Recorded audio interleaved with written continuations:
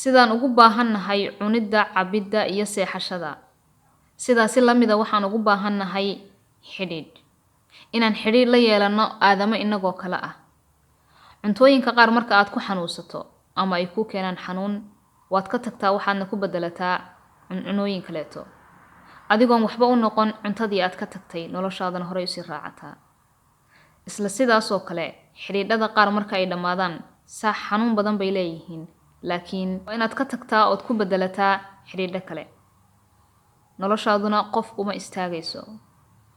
Marka xidhiidh jacayl ood in badan soo dhisaysay uu dhamaado ama aad jacayl ku kaliyowdo, hubaal waxaad galaysaa xaalad mugdi iyo murugo badan, balse waxaad ogaataa in aadan ku waaraynin xaaladda iyada ah.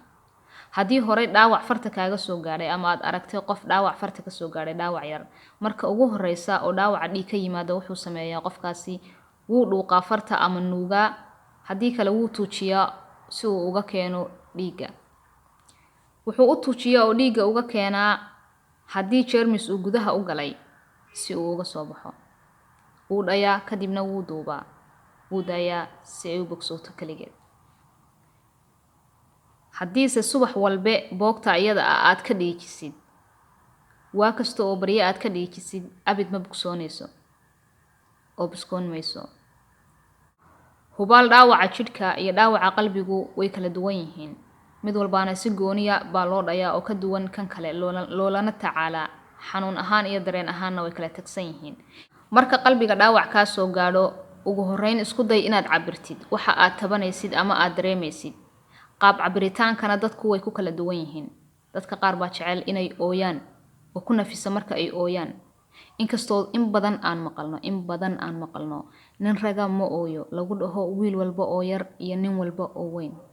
Nin raga waa qof bini'aadama xanuunsan kara, dareen leh, danqan kara, qalbiga laga jabin karo. Hadda ka hor waxaan arkay muuqaal yar runtiina ka hadlaya xaqiiqo jirta meel walba dunida. Waxaa jira saaxiibo dhowr ah, wiilal ah, marka saaxiibada kuwa ka mid ah baa qalbiga laga soo jabiyay, saaxiibkood bay u yimaadaan, way u sheegaan wixii ku soo dhacaa. Markuu arka saaxiibadii ooyaya wuxuu ku dhahaa ha ooyina maxaa yeelay nin raga ma ooyo. Muxaadarada yar buu ku soo celceliyay oo qof walba u sheegaa oo saaxiibadii ka mid ah. Maalinka dambe isaga qalbiga laga jabiyay. Saaxiibadii buu ka hadhay, wadaduu lugta saaray, meel cidla ah buu tagay geed hoostii, wuu ku dhuuntay. Xaggu iska fiiriyay oo hinbuu afka jabsaday. Saaxiibadii oo maanta dhan soo daba socday baa ku yiri nin raga ma ooyo maxaad la ooyeysaa. Waa muuqaal yar runtii, laakiin wuxuu ka hadlayaa xaqiiqo dhab ah oo jirta. Nin raga wuu ooyi karaa. Marka haddaad tahay dadka oohinta ku nafisa, ooy. Haddaad tahay dadka qoraalka ku nafisana, qor. Dadka qaar waxay jecel yihiin inay qoraan wax walba oo ay tabanayaan si ay ugu nafisaan. Qor. Haddaad jeceshahay inaad la wadaagto qoyskaaga ama saaxiibada kuugu dhadhow oo tahay dadka ku nafisa inay qof la wadaagaan waxa uurkooda ku jira iyo waxay tabanayaan, la wadaag. Muhiimaddu waxay tahay inaad adigu nafis ku dareentid. Laakiin taa micnaheedu ma ahan inaad mar walba ku soo celcelisid. Mar walba inaad ku soo celcelisid. Qof walba inaad uga sheekaysid dadku inuu kugu noco inaad xiriirkaagii hore inuu soo burburo inaad adigu maskaxda ku programmiso. Ogowna waayuhu waa dhaymatan ugu fiican. Haddaad ka fikirto u oydo ku noolaato xusuusaha xidhiidh dhamaaday iyo qof kaa daldoorsaday, waxay ka dhigan tahay adigoo boogta fura oo ka dhiijiya subax Ilaahay keeneba oo u diida inay bogsooto.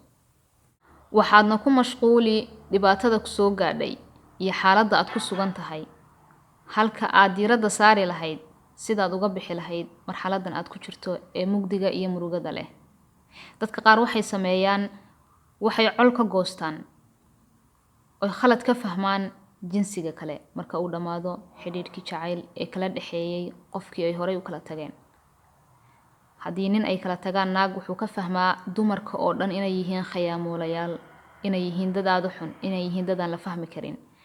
Naag haddii ay kala tagaan ninna waxay ka fahamtaa ragga oo dhami inuu xun yahay oo jinsigaas oo dhan bay ku tilmaamtaa inuu yahay qof xun iyo dad aan la fahmi karin. Qof kaliya baad jinsiga ka aragtay. Laba qof oo aadama ah oo isku mid ah ma jirto. Sidaad marka hal qof adartiis jinsi dhan aad u dhihi karaysaa wuu xun yahay. taasi waxay ahayd marxaladda koowaad ee xidhiidhku marka uu sidaa u dhammaado. Aan u gudubno marxaladda labaad iyo sidaad noloshaada u dhisan lahayd. Beera caadooyin cusub oo mashquuli nafta. Jimicsi samee, buugaag akhri, waxbarashada haddii aad dhexda uga tagtay dhamayso waxbarashadaadii. Baro waxa aad weligaa ku haminaysa ee islahayd marka aad heshid waqti munaasab ku ah baad baranaysaa. Ka shaqee shaqo aad jeceshahay. Ha bilaabin xidhiidh kale si aad isku ilowsiiso dhaawaca xidhiidhkii hore.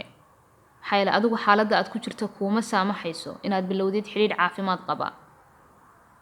haddii aadan ka soo kabanin xidhiidhkii hore dhaawaca uu kuu geystay sidaad ku bilaabi karaysaa xidhiidh caafimaad qaba.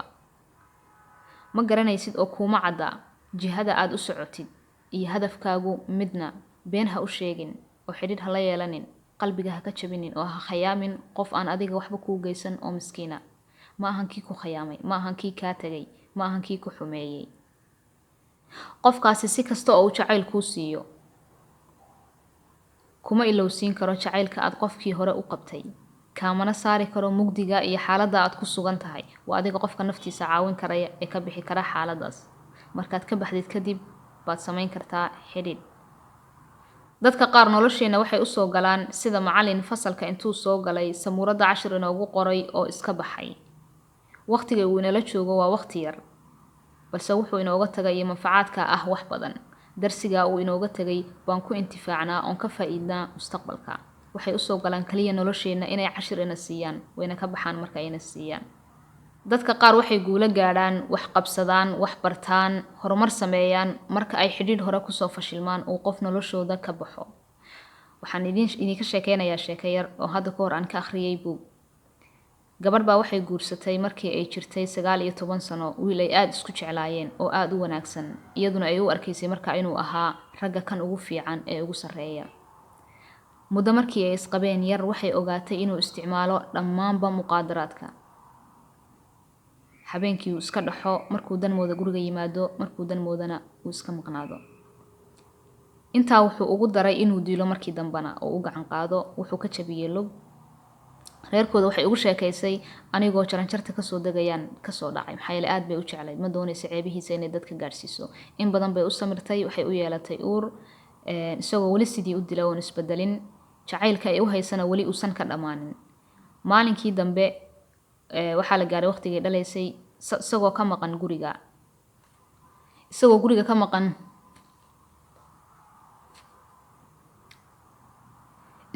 ka maqan oo ka maqnaa muddo isbuuca. Dhakhtarka la geeyay way dhashay, gabadh bay dhashay wuu u yimid. Intuu soo dul istaagay buu ku yiri wiil miyaad dhali weyday oo ii dhali weyday wiil. Wuu iskaga tagay waxay go'aansatay markay dhakhtarka ka soo baxday ninkan inay iska furto. Reerkoodii bay u yeedhay waxay ku tiri ninkan ha la iga furo. Waa laga furay. Gabadheedii yareed bay qaadatay. Wadankii bay ka tagtay. Waxay bilowday waxbarashadeedii oo ay dhexda uga hadhay inay dib ugu noqoto, luuqado fara badan in ay barato iyo in ay shaqaysato si ay mustaqbalka gabadheeda ay maaragtay heer u gaarsiiso. Markay 2 sano ka shaqaynaysa shaqadii, khibrado badanna ay ziyaadsatay, waxay noqotay maamulaha shirkadii ay ka shaqaynaysay ee shaqaalaha ka ahayd. Allah subhanahu wa ta'ala ayaa inooga aqoon badan wixii khayrku inoogu jiro. Ilaahay subhanahu wa ta'ala aad ugu dhawow ku xidhnow rabbigaaga, ducada badi, isaga talada u dhiibo, hubaal habaabi maysid. Iyo tan u dambaysa ka dheerow kalinimada, dhageysiga heesaha jacaylka iyo dhammaanba waxyaabaha ku soo xasuusiya qofkii aad kala tagteen. Ha ka aamin bixin jacaylka iyo guurka. Maxay la nolosha qofna uma istaagayso. Muuqaalka hadaad ka heshay suulka saar si aad noogu soo biirto, subscribe taabo wixii fikir iyo ra'yi isweydaarsiya ama aad jeceshahay channelka inaad ka aragtid qaybta hoose ee faalada noogu reeb. Waa inoo muuqaalka kan xiga insha Allah. Nabad iyo caafimaad baan idinka tagay. Assalaamu calaykum warahmatullahi wabarakatuh.